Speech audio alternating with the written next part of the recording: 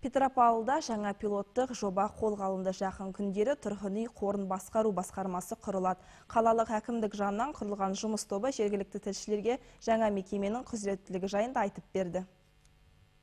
Жалпы бас шаһарда мыңнан астам көп қабатты үй бар. Соның 200-ден көбі қараусыз, яғни пәтер иелері кооперативі жоқ. Сондықтан да уақытылы қысқы маусымға дайын болмай жатады. Тазалық басқа да техникалық жұмыстар дер кезінде орындалмайды. Осындай олқылықтарды жою үшін басқару компаниясы қажет дейді комиссия мүшелері. Около 25% многоквартирных жилых домов. Көп қабатты тұрғын үйлердің жағдайын қалыпты деңгейде ұстауға тұрғындары қауқарсыз. Қала үйлерінің 25%-ында төрағалары жоқ. Сондықтан олар құрылыс заңгерлік қызмет көрсетуге шамалары келетін компанияның қарауында болуы керек. Bir сөзбен айтқанда, кәсіби мамандар ғана көптеген проблемалардың шешіміне көмектесе алады. Қыста, көктем, күз айларында туындайтын мәселелерді көріп отырмыз. Арнайы штат ұстап, бірнеше үйлерде дәнекерлеуші, монтаждаушы, тағы басқа мамандар мойнын алса, бұл тұрғындарға да тиімді болар еді. Әзірге тұрғын үй қорын басқаруға облыстағы Golden House құрылыс компаниясы ғана ниет танытып отыр. Құрылыс фирмасы бір қабатты үйлер тұрғызып, сауда орындарын, басқа да нысандардың сыртын жөндеумен айналысады. Олар 15-20 тұрғын үйге заңгерлік, техникалық және мүлікті сақтау, инженерлік коммуникациялық қызмет түрлерін көрсетуге қауқарлымыз дейді. Бірнеше көп қабатты үйлердің тұрғындарымен кездесіп те үлгеріпті. Олардың тарапынан қарсылық байқалмаған. Ал пәтер иелері кооперативінің басшылары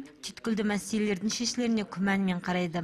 У нас в городе образовалась новая управляющая компания. Қаламызда арнайы пилоттық жоба жүзеге асырылмақшы, әрине сәттілік тілейміз. Бірақ бізде пәтер иелері кооперативіне ақы төлемейтіндер көп. Содан да тұрғын үйлерде көп проблемалар бар. Басқару компаниясы тұрғындар жарнасына ғана иек артпаса екен. Олардың тарапынан қалалықтарға жанашырлық болса, бәлкім сонда жағдай дұрысталар. Жалпы тұрғын үй қорын басқаратын арнайы басқармалар шетелдерде бұрыннан бар. Олар подъездердің, аулалардың тазалығына, құбыр жүйелерінің жұмысына, басқа да тұрғын үй мәселелеріне жауапты. Қалай десек те, бұл бастамада тұрғындар игілігі үшін қолға алынып отыр. Айгүл Ысқақова, Азаматжан Турин, ақпарат.